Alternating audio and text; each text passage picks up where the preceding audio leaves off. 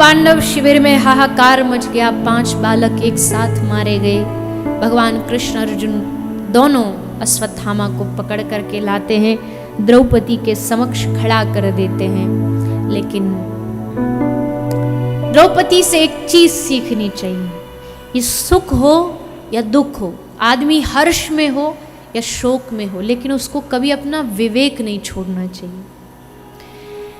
दुख में भरी है द्रौपदी, चाहती तो कह देती मार दो इसको जैसे इसने मेरे बच्चों को मारा है, पर उस दुख की घड़ी में भी द्रौपदी की बुद्धि विवेकपूर्ण है। क्या कह रही है? मेरे बेटे मरे, मुझे दुख हुआ, ये मरेगा तो इसकी मां को दुख होगा। एक स्त्री होके मैं स्त्री का दुख नहीं समझ पाई तो मेरे जीवन को धिक्कार।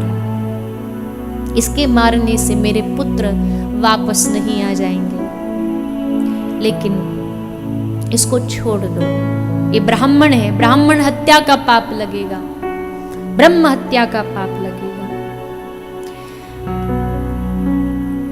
भीम दादा थोड़े नाराज हो गए क्योंकि उन्होंने प्रतिज्ञा की थी कि हम इसको मार के रहेंगे और नहीं मारा तो हम भोजन त्याग देंगे। और भीम दादा को भोजन कितना प्रिय था वो तो सब जानते। भगवान ने कहा एकादशी करो, तो कहा प्रभु हमसे नहीं होगी, हम भोजन ही नहीं त्याग सकते और कुछ भी करा लो। तो भगवान ने कहा अच्छा ठीक है, तुम्हारे लिए एक एकादशी, जिसको भीम एकादशी कहते हैं, एक एकादशी पे तुम कुछ नहीं ग्रहण करो, कोई अन्न पानी। याद रखना ये केवल भीम के लिए था, हम सब के लिए नहीं। लोग कहते एक एकादशी कर लो और बाकी सब मत करो। वो भीम के लिए ये रास्ता बताया था, हम लोगों को तो हर एकादशी करनी चाहिए। और आजकल तो एकादशी का देखो सब मिल जाता है। मैंने पिछली कथा में मुझे याद है बताया था, सब होता है, पिज़्ज़ा बर्गर।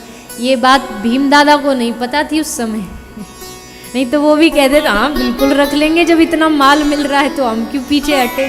कचौड़ी पकौड़ी खीर रोटी दाल सब बन जाती है। खैर भीम दादा को लगा कि ये ठीक नहीं हो रहा, एक अपराधी को छोड़ा जा रहा है। लेकिन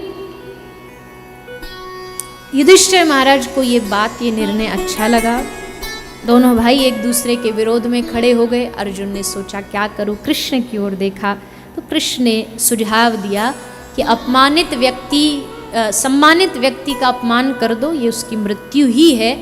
इसलिए अश्वत्थामा के मस्तिष्क से मणि निकाल के उसे धक्के मार के भगा दिया गया। अपने आप को अपमानित देख बौखला गया।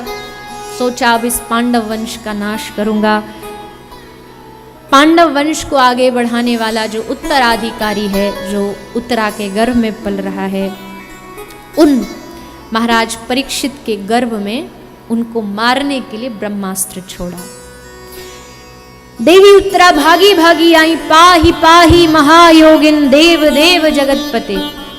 पाही पाही पाही पाही 2 बार, मतलब बात कुछ गंभीर है।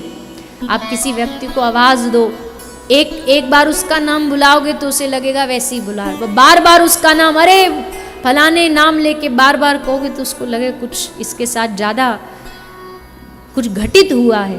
तो पाही पाही महायोगिन, हे प्रभु मेरी जो समस्या ये कोई साधारण नहीं है, साधारण व्यक्ति से टलने वाली भी नहीं, इसके लिए कोई महायोगी चाहिए जिसमें योग का बल हो।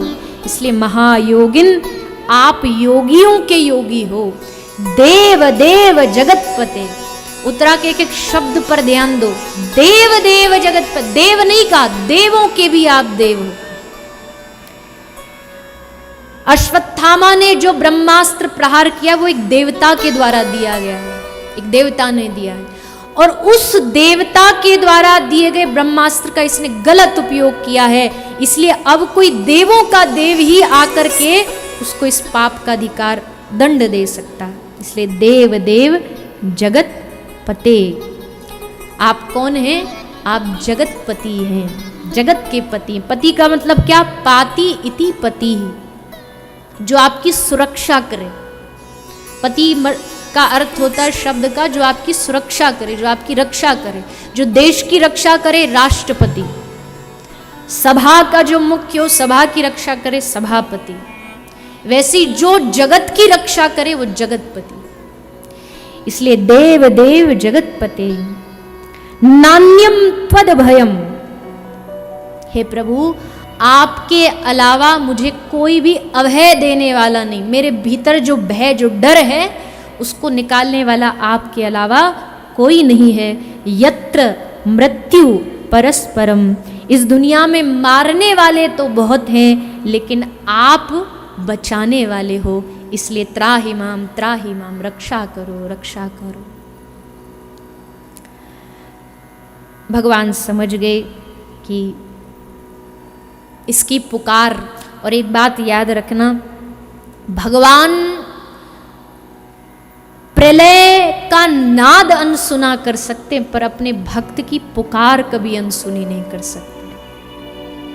जो उनको पुकारता है उसकी पुकार अनसुनी नहीं करता।